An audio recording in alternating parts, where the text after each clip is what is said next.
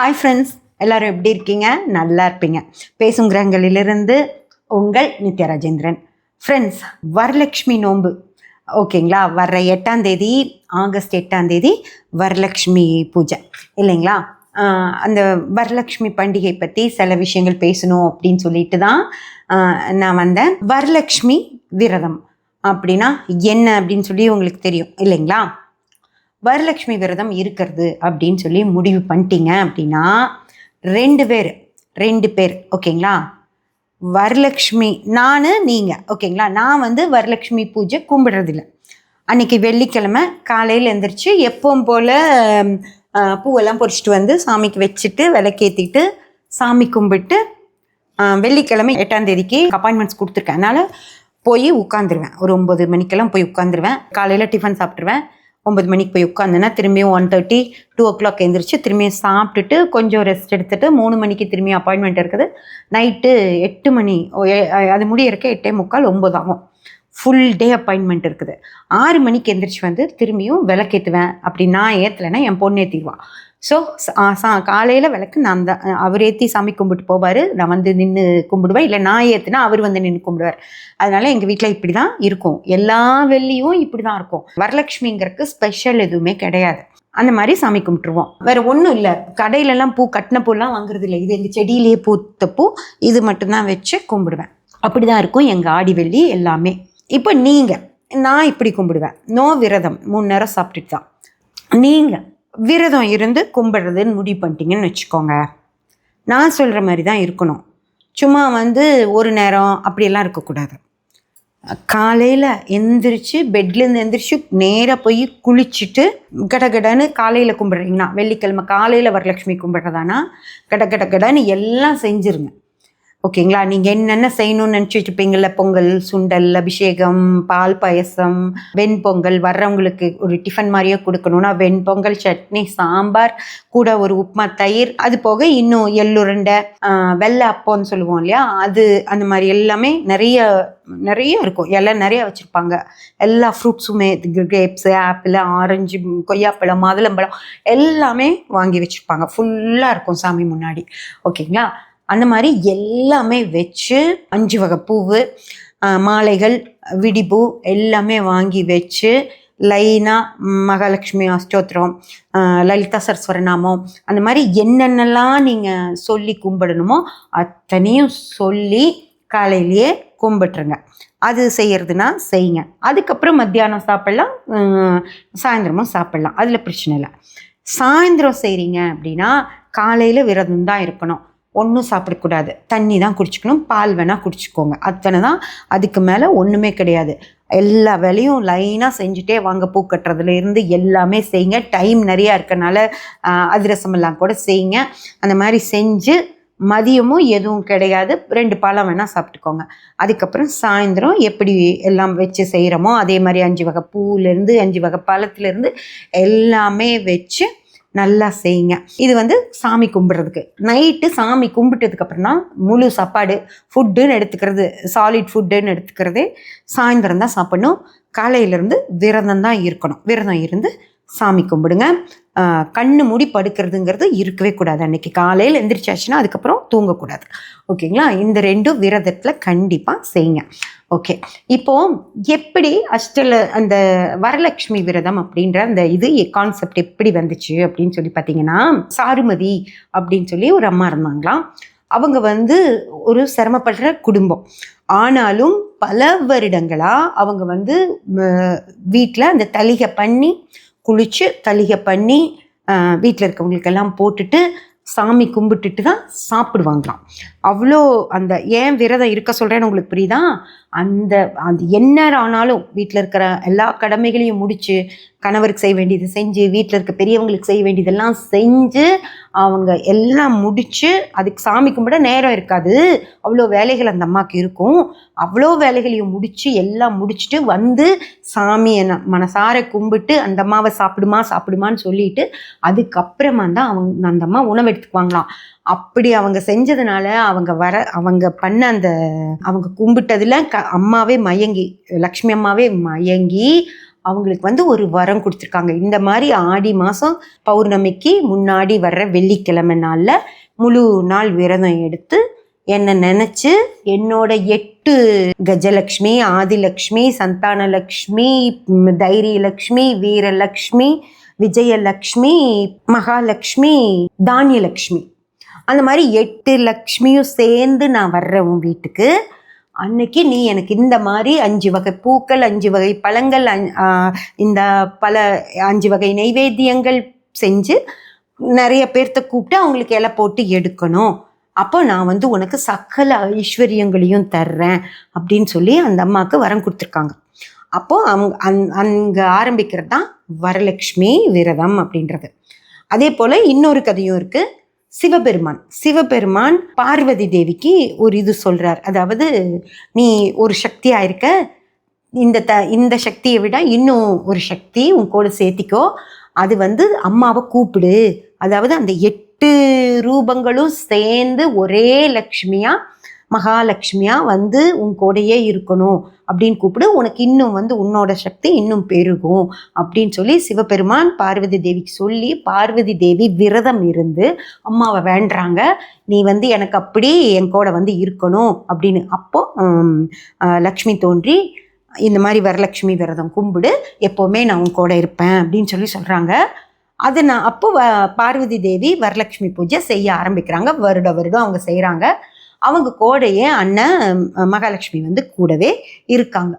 அதே போல் பெண்களுக்கு வரலட்சுமி பூஜை கும்பிடும்போது, விரதம் இருந்து கும்பிடும்போது அவங்க வரலட்சுமி தாய் நம்ம வீட்டிலே வந்து நம்மளுக்கு இருப்பாங்க, எல்லா நல்லதும் நமக்கு செய்வாங்க. இதுதான் வரலட்சுமி கும்பிடுறதுக்கான காரணம். ஓகேங்களா? அதனால் நான் சொல்கிறேன், இப்படி சரியாக செய்யுங்க. விரதம் இருந்து சாப்பிட்றாதீங்க நடுவில். முழுமையாக அன்னைக்கு ஒரு நாள் கட்டாயம் முழுமையாக விரதம் இருந்து கும்பிடுங்க. ஓகேயா? இல்லையா, நல்லா எப்போ போல் கும்பிடுங்க. ஓகேயா? அம்மா என்னால் விரதம்லாம் இருக்க முடியாதுமா அப்படின்னு சொல்லிட்டு கும்பிடுங்க. இல்லை நேரமே இல்லையா, அன்னைக்கு ஆஃபீஸ் இருக்கா, கும்பிட முடியாதா, ஒரு பிரச்சனையும் இல்லை. அந்த விரதம் இருந்து கும்பிட்டாலும் அம்மா வந்து நம்ம கூட இருப்பாங்க. விரதம்லாம் இல்லை, ஏதோ என்னால் பூ போட்டு தாம்மா கும்பிட முடியும், ஆஃபீஸ்லேருந்து வந்தது குளிச்சுட்டு வர்றப்பவே கட்டின பூ வாங்கிட்டு வந்துட்டேன், அப்படியே போட்டுட்டு உட்காந்து நான் அஷ்டோத்திரம் மட்டும்தான் சொல்லுவேன் அப்படின்னாலும் அம்மா வந்து தன்னோட முழு ரூபங்களோட முழுமையாக வந்து நம்ம வீட்டில் நம்ம கூடயே இருப்பாங்க. ஓகேங்களா? அதெல்லாம் காலையிலேருந்து பண்ணி விரதம் இருக்கிறவங்களுக்கும் அதே அம்மா அதே 8 ரூபத்தோடு வருவாங்க.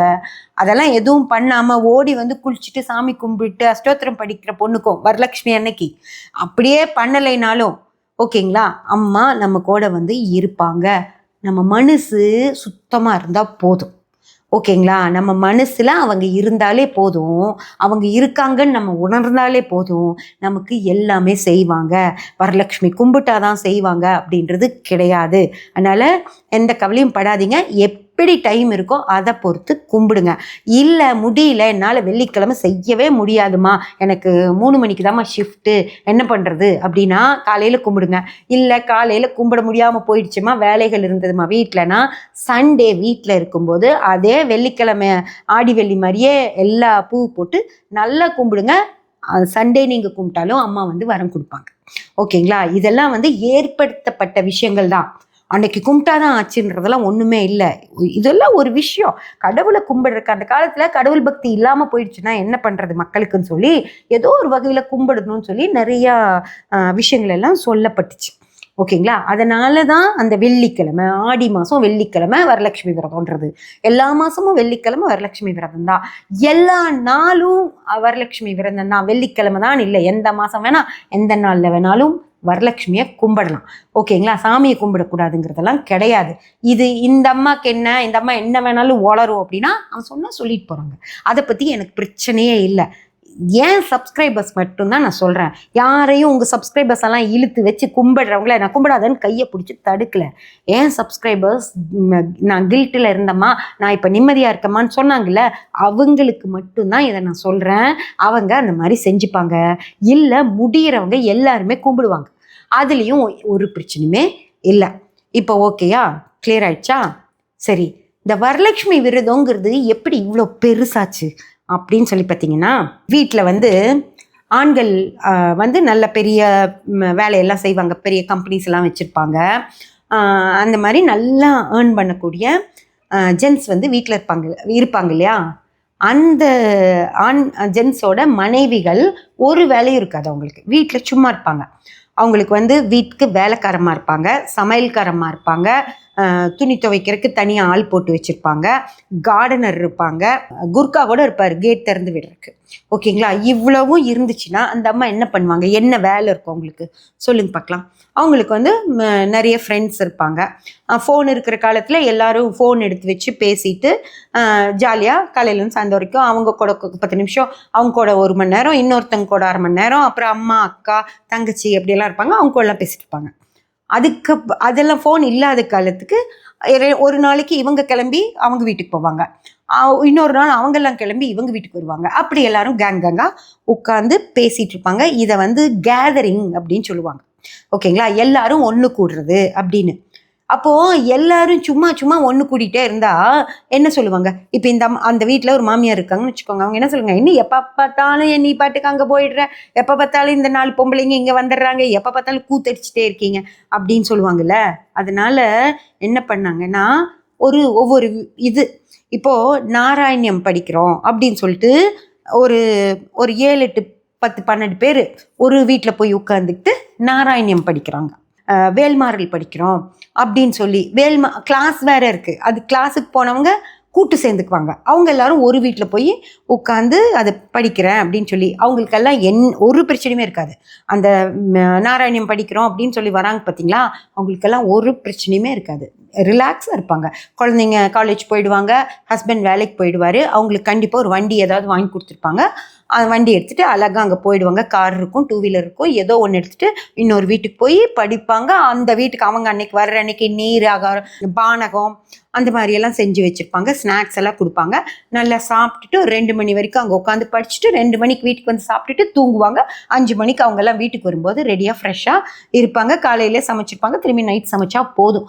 அந்த மாதிரி எந்த ரிஸ்க்கும் இல்லாதவங்க வீட்டுக்கு வேலைக்காரமாக வந்து 10 மணிக்குள்ளேயே கடகடன்னு முடிச்சிருவாங்க. அவங்களுக்கு அதெல்லாம் ஒத்து வரும். ஓகேங்களா. அந்த மாதிரி பெண்கள் வரலட்சுமி விரதம் அந்த மாதிரி பெண்கள் கும்பிடுவாங்க. எப்படி கும்பிடுவாங்க தெரியுமா, முதல் வாரம் ஒருத்தர் 2 வீட்டில், காலையில் ஒரு வீட்டில் சாயந்தரம் ஒரு வீட்டில், முடிஞ்சால் காலையிலேயே 2 வீட்டில், இதுக்கு எல்லாரும் போயிட்டு வந்துடுவாங்க. அப்புறம் அவங்க வீட்டுக்கு போயிட்டு அவங்க சாமி கும்பிட்டு யாரையாவது அங்கே விட்டுட்டு இன்னொருத்தங்க வீட்டுக்கு போவாங்க. சாயந்தரம் 2 வீட்டில் அவங்களும் எல்லாரும் குரூப்பாக அவங்க வருவாங்க, எல்லாம் படிப்பாங்க, சீக்கிரம் முடிச்சுட்டு 7 மணிக்கு அங்கே ஆரம்பிச்சிருவாங்க. அங்கே முடிச்சுட்டு 9 மணிக்கு டிஃபன் சாப்பிட்டுட்டு எல்லாரும் கிளம்பிடுவாங்க. இல்லை இந்த 2 பேரும் சேர்ந்து கூட டிஃபன் செய்வாங்க. இப்போல்லாம் ஒரே வீட்டிலலாம் செய்ய ஆரம்பிச்சிட்டாங்க. எங்கள் வீட்டில் செய்யறதுக்கு பதிலாக இங்கே எடுத்துகிட்டு வந்து செய்கிறேன். அங்கே போய் இங்கே எடுத்துட்டு அந்த தட்டை அதில் எல்லா மங்கள பொருட்களும் வச்சு அந்த தட்டை அங்கே வீட்டில் கொண்டு போய் வச்சு அங்கே சாமி கும்பிட்டுக்குவாங்க. அப்படி அங்கே வரலட்சுமி வந்துடுமா, இங்கே கும்பிட்ட வரலட்சுமி அங்கே போயிடுமா, அப்படி கும்பிடுறாங்க. அதே போல் அடுத்த வாரம் 5 வாரம் இருக்கு இல்லையா, 5 வாரமும் எத்தனை வீடு இருக்கோ அதுக்கு டிவைட் பண்ணி அங்கங்கே எல்லாரும் ஒன்றாவே இருக்கணும், யாரும் தனியாக இருக்க மாட்டாங்க. எல்லாரும் ஒன்றாவே எல்லா வேலையும் எல்லாரும் சேர்ந்து எல்லா வீட்லேயும் செய்வாங்க. அங்கே எல்லாரும் ஒட்டுக்கா உட்காந்து அந்த ஸ்தோத்திரம்லாம் படிப்பாங்க. படிச்சுட்டு அந்த எந்த வீட்டு பெண்ணோ அவங்க அந்த குங்குமம் போடுறது பூ போடுறது அவங்க பண்ணுவாங்க. மற்றபடி எல்லாரும் படிப்பாங்க. அவங்க வீட்டில் எல்லா வேலைகளும் சேர்ந்து செய்வாங்க. எல்லா டிஃபன் ஐட்டம் எல்லாம் செய்வாங்க. முதல் நாள் செஞ்சது ஏதாவது தப்பாக போனது கூட 2வது வாரம் செய்யும்போது அதெல்லாம் நல்ல டேஸ்ட்டாக கரெக்டாக பண்ணிடுவாங்க. அவங்க ஹஸ்பண்ட்ஸ் குழந்தைகளையெல்லாம் அந்த வீட்டுக்கு கூப்பிடுவாங்க. அவங்களுக்கே இலை போட்டு எல்லாத்துக்கும் இலை போட்டு எடுத்த கணக்கும் பண்ணிடுவாங்க. அந்த மாதிரி ரிலாக்ஸ்டாக ஃப்ரீயாக கும்பிடுறதும் இருக்குது. ஒரு வீட்டில் சாமி கும்பிட்டு அந்த தட்டத்தை கொண்டு போய் நம்ம வீட்டில் வச்சு அங்கே சும்மா தீபாரதனை கட்டினாலே இங்கே கும்பிட்ட எஃபெக்ட் வந்துடும் அப்படின்னு சொல்கிறாங்க. ஓகேங்களா. அதெல்லாம் எனக்கு எப்படின்னு தெரியாது, ஆனால் கும்பிடுறாங்க. இப்போ ஒன்றா இருக்காங்க, ஃப்ரெண்ட்ஸாக இருக்காங்க, கேதரிங்னு சொல்லுவாங்க. அது எல்லாரும் ஒன்று சேர்ந்து இருக்கிறது. அவங்க எடுத்த நகைகளை காட்டிக்குவாங்க, அவங்க எடுத்த புடவைகளை காட்டிக்குவாங்க. 12 பேரும் சேர்ந்து புடவை எடுக்க போவாங்க ஆடி மாதம். ஓகேங்களா. அந்த மாதிரி எல்லாம் உனக்கு பிடிச்சது எல்லாரும் சேர்ந்து ஒரே மாதிரி எடுத்து இந்த வரலட்சுமிக்கு நம்ம கட்டிக்கலாம் அப்படிம்பாங்க.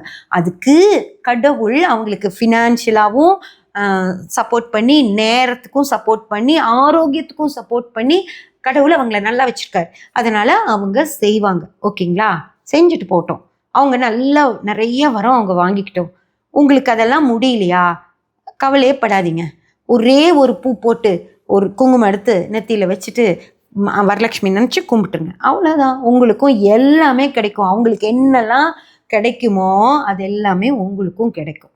கிடைக்கும்னா பணம் அப்படின்னு சொல்லலை, நிம்மதி கிடைக்கும், சந்தோஷம் கிடைக்கும், கணவன் மனைவி ஒற்றுமையாக நல்லா இருப்பீங்க, எந்த பிரச்சனையும் இல்லாமல், குழந்தைங்க நல்லா படிப்பாங்க, எல்லாமே இருக்கும். ஓகேங்களா? நம்ம எதுக்காக போகிறோம்? ஒரு பொருளாதாரத்துக்காக தான் இதெல்லாம் செய்ய முடியாமல் ஓடுறோம். அப்போது நம்மளை காப்பாற்றிக்கும் போது கடவுள் நீ நல்லா இரு அப்படின்னு நமக்கு வரம் கொடுப்பாரு. அதனால அவங்கெல்லாம் செய்கிறாங்களே, இவங்கெல்லாம் செய்கிறாங்களே, ஒரு வரலட்சுமி கூட என்னால் கும்பிட முடியலையே அப்படியெல்லாம் ஒரு யோசிக்க தேவையில்லை.